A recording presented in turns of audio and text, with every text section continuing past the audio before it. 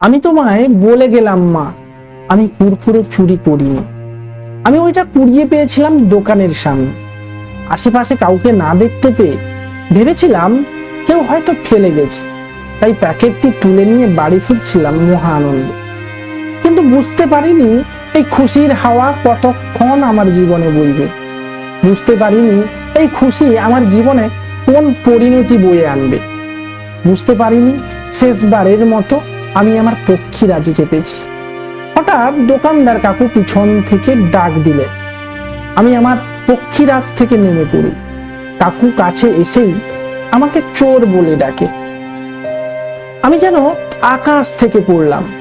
কিছু বুঝে ওঠার পূর্বেই কাকু আমাকে হিড় হিড় করে টানতে টানতে নিয়ে গেল।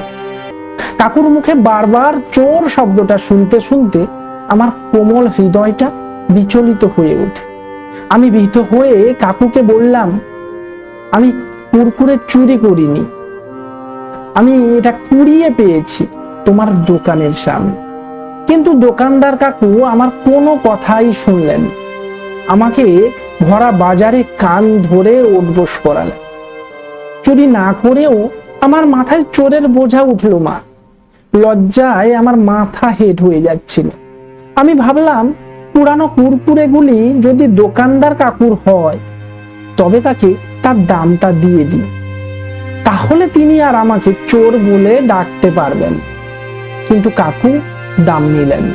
উল্টে আমাকে বললেন, এই চোর, চুপ থাক, যা তোর বাবা মাকে ডেকে। এটা শোনার পর আমার মাথায় যেন বজ্রাঘাত হল।